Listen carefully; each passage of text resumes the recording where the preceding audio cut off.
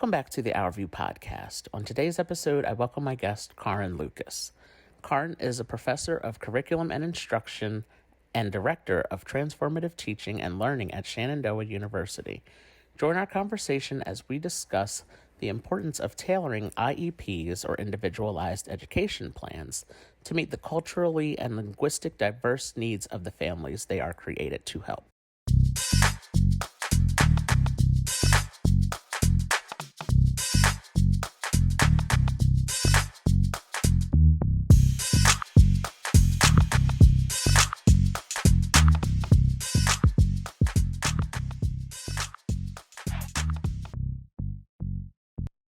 So I would like to welcome everyone back to another episode of the Our View podcast, where we aim to raise awareness, educate, and change the tone of conversation about disabilities.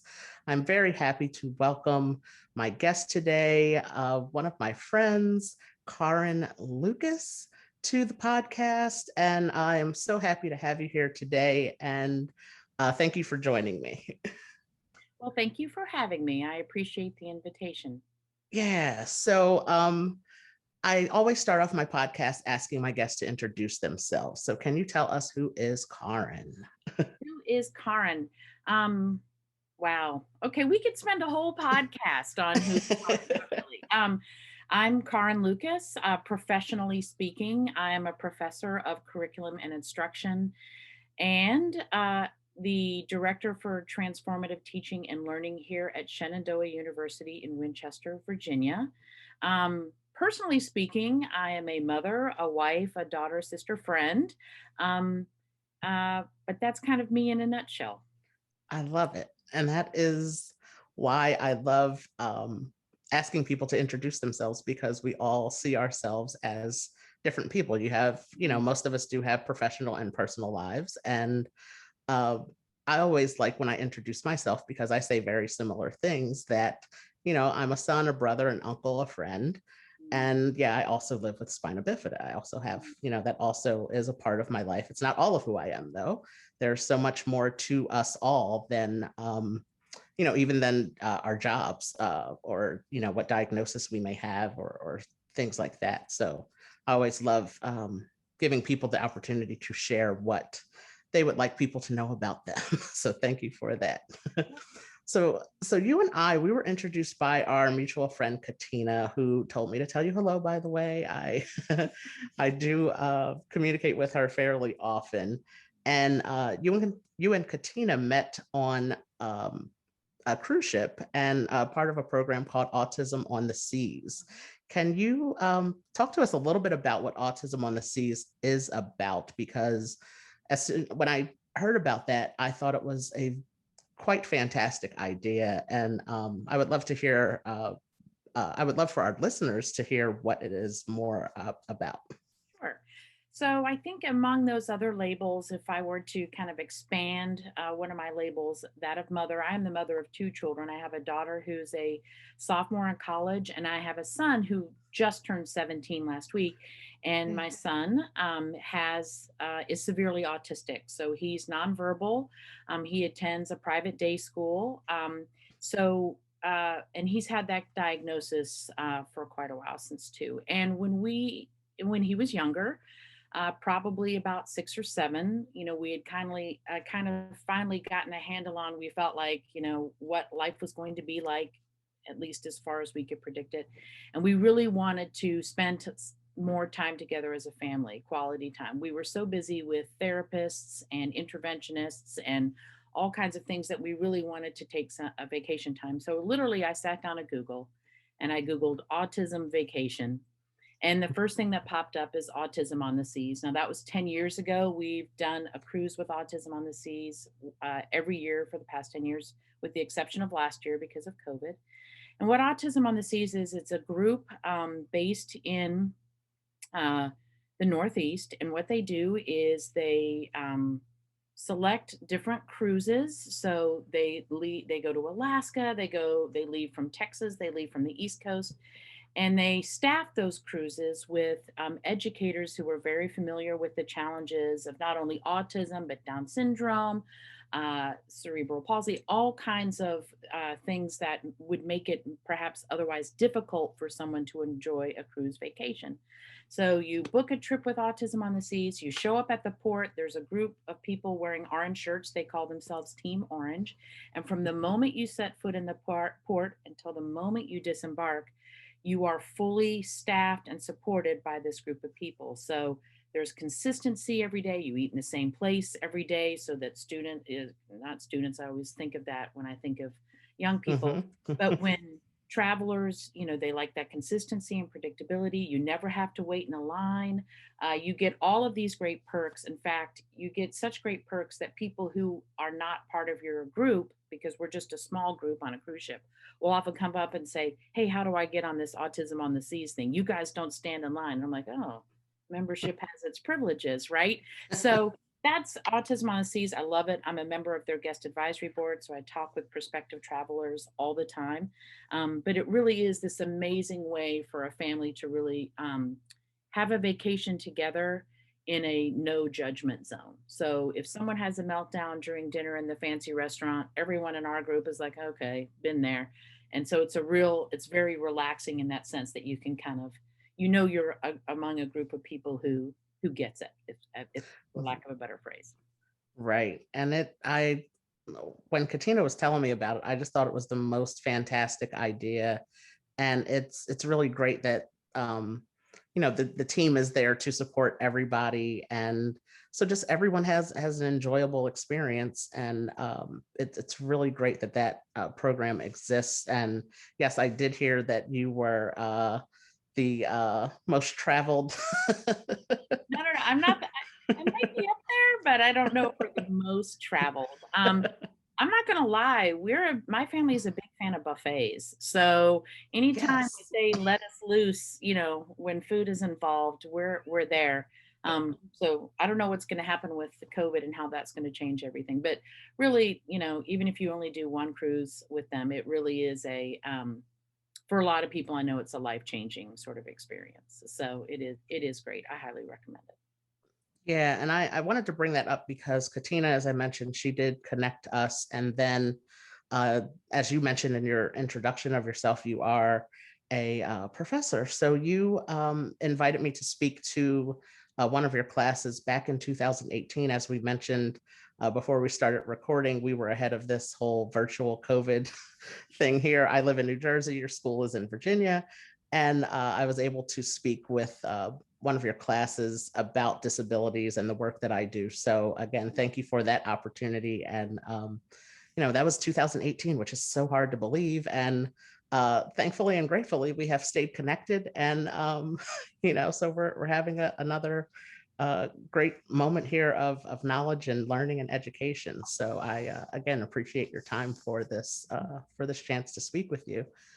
And so you in our conversation preparing for this interview, you shared with me that you co-wrote a book called Voices from Around the IEP Table: Perspectives on Culturally and Linguistically Diverse Families.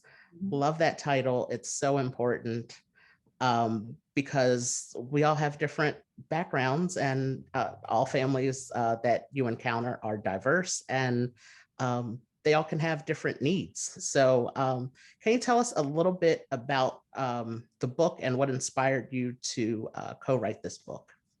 I sure can. And I realized on my way into work this morning I should have had a copy to display. Anyway, uh, so I I co-wrote this book with a friend and a colleague from Georgetown University named Sherry Steely.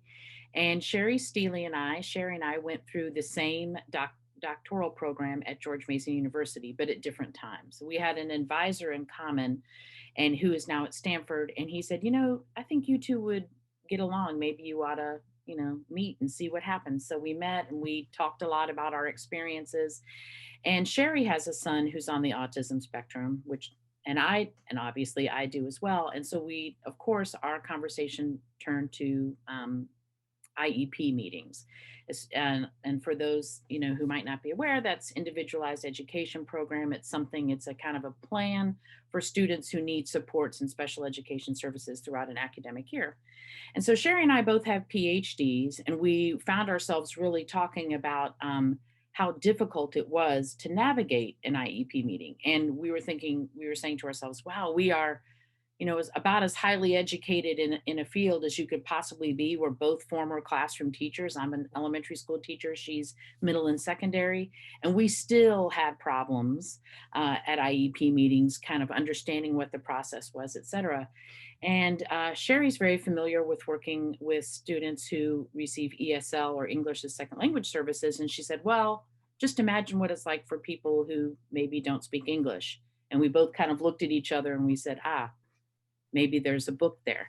So we started by interviewing families who were culturally and linguistically diverse and talking about, how they navigated the system. And what we realized very quickly is that, there were a lot of stories to be told here. So we spent about 2 years interviewing a number of different people who kind of typically sit around an IEP table. So in addition to the general ed classroom teacher, we talked to special ed teachers, we talked to translators or interpreters, we talked to speech language therapists, we talked to principals, and kind of tried to, the end result is in each chapter of our book, we kind of pull all of that data together to kind of give the perspective of what a typical person at the IEP table might be thinking or experiencing when it comes to working with students who are culturally and linguistically diverse. And along the way, kind of supporting that with the research that's out there, and then providing questions for anyone who's reading it to think about, hey, what does this mean for your own practice? So really kind of trying to shine a light on, how difficult an IEP is on many different levels, not just for the families, but for the practitioners and kind of all those pieces and how they come together. So um, by the end of it, like I say, it was 2 years in the making. I felt very battle weary, and because of the stories we had heard from both sides. So it was definitely, it was bigger than we thought it was going to be. And Mhm. so so right now we're just kind of letting it sit before we choose something else, because there was a lot of mental and psychological overload that came with it. So yeah, but Yeah. that's the book. Yeah, I can't I've interviewed a few other people that have written books, and just to hear about what the general process is of writing a book and how long it actually takes. And like you said, 2 years, and some people were saying, 3, almost 4 years. And then with the subject matter that you were um, writing about, I'm quite sure that was really, like you said, draining, and draining and taxing on you all mentally, just to hear those experiences. And that's the part that I'm glad that you did tell me about the book, because these are the experiences and stories we need to hear, just because there are so many people that go into uh, these IEP meetings. And every family is different and has different needs, and uh, all the other people around the table have to uh, pivot and make adjustments for those different needs. So this book is very necessary, and very important that you have co-written it. And can you tell us where the book can be found if people would like to purchase? Sure. You can find it on Amazon or Barnes and Noble. You can also email me and I'll send you a link. But yeah, it's just voices from around the IEP table and it pops right up. I would say one of the things one of the reasons it took us longer than we had anticipated was that we found ourselves in a lot of the meetings, especially with parents and families, that we would have to stop taking notes or turn off our recorder because we felt that we needed to do some in the moment advocacy, because some of the things that parents and families were telling us, um, frankly, bordered on illegal. And so we felt like we could not keep going. So that was a lot of what kind of, um, I don't want to say it slowed it down, because it was good for us to hear that and to be able to to help if we could, but that's what made it somewhat more challenging, is that there were some cases we had to stop what we were doing and move on from there. But it's been purchased, it's been used in a couple of different teacher ed programs, which I'm really excited about. It has not been optioned for a Lifetime movie. I don't expect that it will, but it is, it is. Our point is we just want to start a conversation, right? So we have Right. questions at the end, resources at the end. We really want people to understand that it's not just a bunch of, automatons sitting at a table. Everyone is coming to the table with different perspectives, different beliefs, different judgments. And, in order to make that team really work for the student, that's what we're trying to do, is kind of get those conversations started. Yes. And that's how I believe changes are made, when you have the conversations. And a lot of times they are difficult conversations to have. Yeah.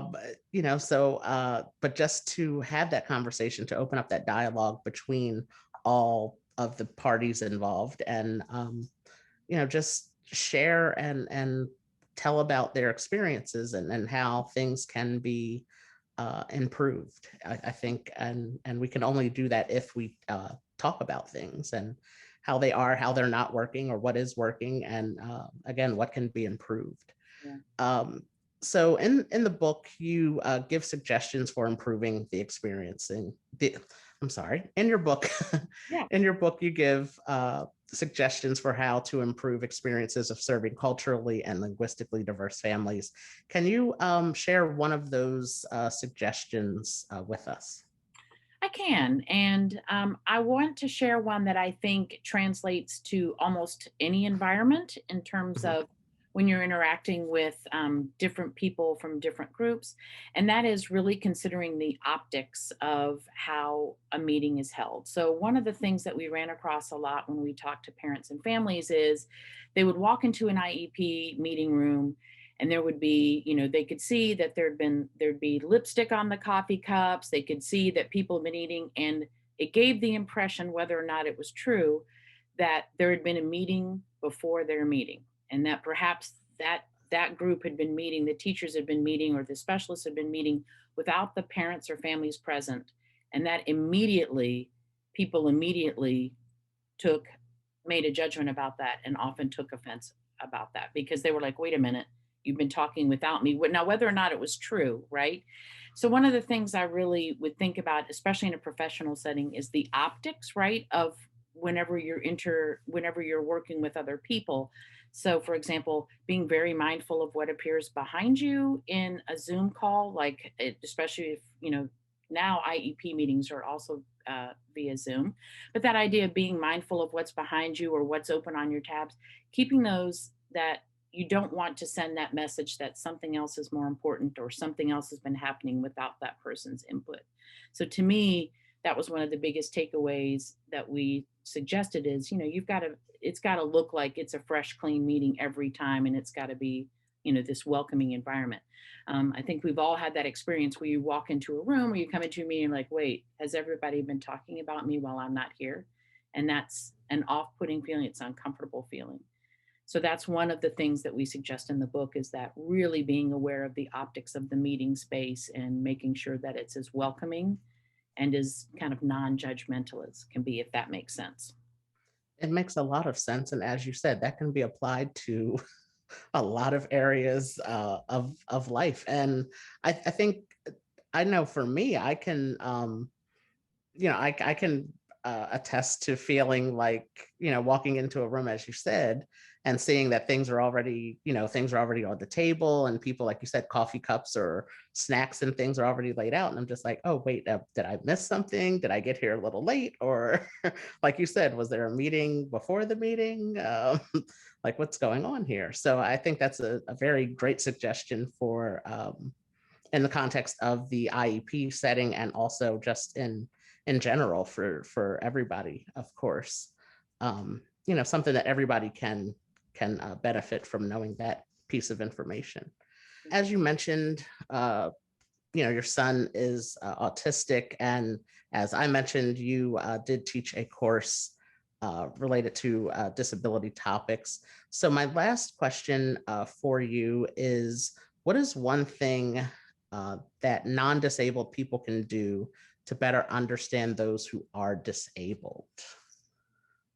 I think this is such a great question. And this is of the questions that you sent, this is the one that I really spent the most time kind of thinking about and how I wanted to answer. And I think the truth is that, um, like when I was working with the students in the class that you visited, they would say, in the course evaluations, they said, oh, the guest speakers were the best part of this class. So you and the other people who came to talk about their experiences, they really enjoyed that because they were able to ask questions in a way and in a space that they felt was not going to judge them. It was going to be a safe zone. But that doesn't necessarily work for adults. When you're Mhm. trying to, find out something, it doesn't necessarily work to go up to someone you don't know and start asking questions.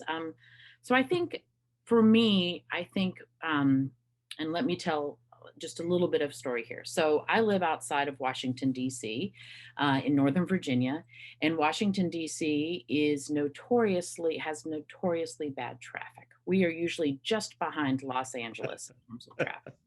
And every time it snows or rains or something kind of precipitation or something, everyone starts complaining about, oh, it starts raining and no one knows how to drive anymore. And I'm sure that this is probably something that people say across the country. But indeed, people will say, oh my gosh, it starts to snow and everyone suddenly has to drive 5 miles an hour or something. So people really kind of get upset when there's that kind of unexpected addition to their driving. I think that's kind of how sometimes people view someone who might be in a wheelchair, someone who doesn't talk. They suddenly forget that that's a person and they don't assume competence. So, my point would Mhm. be assume competence. Assume that that person is, of course, just like you are, and they understand everything that you're saying. I cannot count the number of times when my son is with me. Yes, he is nonverbal, that people will start asking me questions about him. I'm like, he's standing right there and he's got a device. He can, punch up his device. Right. Or we have students on campus who are in wheelchairs, and people talk over that. So to me, assuming competence, just assuming that the person that you perceive is different, whether or not they are, is actually competent and can understand you as actual human being is probably the biggest thing we can do. It's the simplest, but I'm always amazed at how people just kind of, oh my gosh, someone has crutches. That must mean that they can't understand anything I'm saying. Or, so to Yes. me, assuming competence is huge. Just assume that from the beginning. Um, and along those lines, I'm not sure I can ever understand what your experience is like. I don't know if I could. I wish I could be inside my son's head for 5 minutes. I'm not sure I'll ever fully understand what his experience is like of moving through the world, but I do my best to, be his ally in everything I can do. And I try to be an ally, professionally speaking. I really push out things that, trying to make everything that we do more accessible. My family, I don't know if I should mention this, but my family, nothing gets me more hot than driving into a parking lot and let's say there's construction going on and there are porta potties in the handicap spaces. Oh boy, does that get me upset. And so I try to be an ally and I will call the construction company and say, mm-mm, not okay. Or, if someone sends me a PDF and it can't be read by a screen reader, I'll say, you might want to consider something else, right? So that assuming competence and trying to be an ally where I can be an ally are the two things that I think are the most important things that I can do. But I'm always looking where I would like to think I'm always looking for ways that I can be better, right? So that's another thing is being open to listening to, what other things I can do, if that makes sense.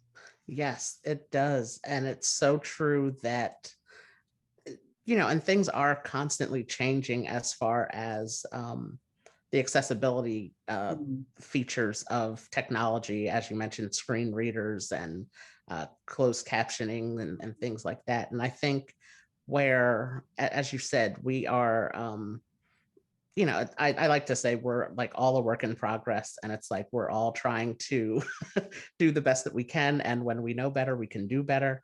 So, and talking to people, I did an interview with someone who was deaf, Mm. And I was able to ask her, like, what is the best program to use for captioning? Like, I'm trying to find it.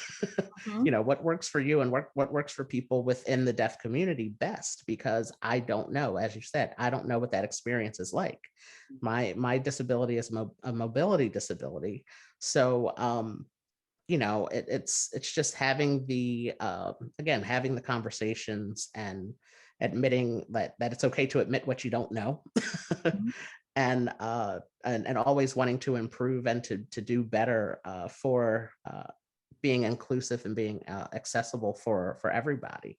So I I started laughing when you said something about the traffic in DC, because I remember a few years ago, I was going from New Jersey to North Carolina, and I was in traffic in DC, not moving for almost 3 hours. And I really contemplated turning around and going back home. Ah, welcome to DC. Yes. So I was like, oh gosh, yes, it was terrible. I was like, I'll just go home and try it again tomorrow. Like, it's not it's not that big of a deal. I hear you. But yeah, so it's really been great to talk with you and to catch up with you and see all of the great things that you're doing. We're friends on Facebook, so I did see that your son's birthday was the other day, and all of the great things that you all do. And congratulations with the book and all of that. And I am again grateful for your time, and I appreciate you taking the time to share your experience with us and talk about your book. You're welcome. And I just want to say, if I may, in closing, you were talking about the evolution of this podcast, how it came to be. And I was thinking to myself, wow, Arthur is such an impressive person, because look at what he's done. He's brought this silver lining to the pandemic. And all I've learned is, trying to identify the birds at my bird feeder. So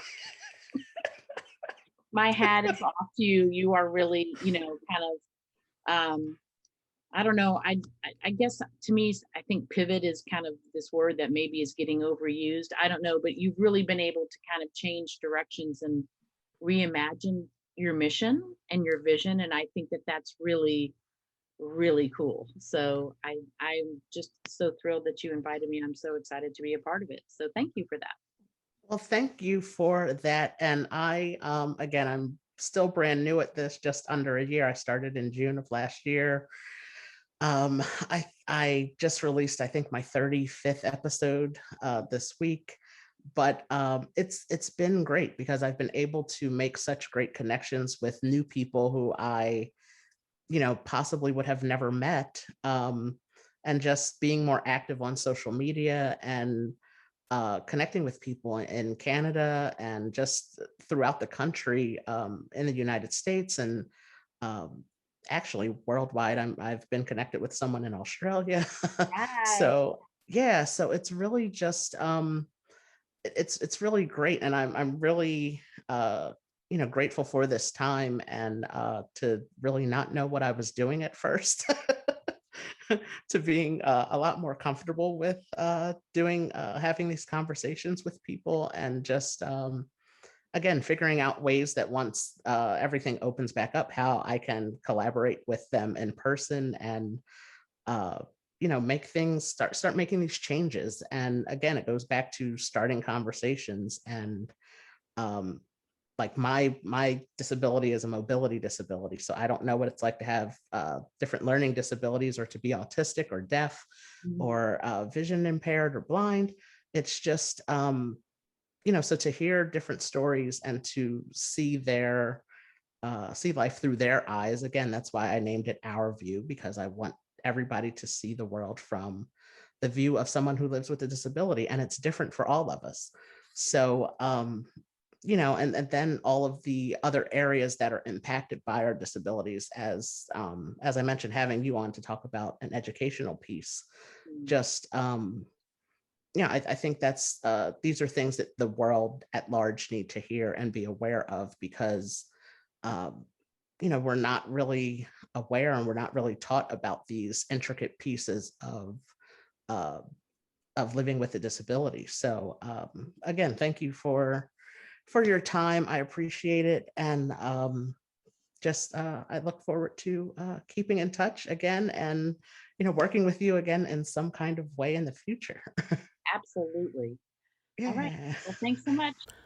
Thank you for listening to this episode of the Our View podcast. Leave us a review wherever you listen and let us know what you liked about this episode. Subscribe to our YouTube channel and be sure to follow us on all social media platforms for more disability-related content at Our View for Life. That's OURVIEW, the number 4, LIFE. If you listen to this episode on your phone, take a screenshot and post it to your Instagram or Facebook stories and be sure to tag us. We thank you for listening and take care.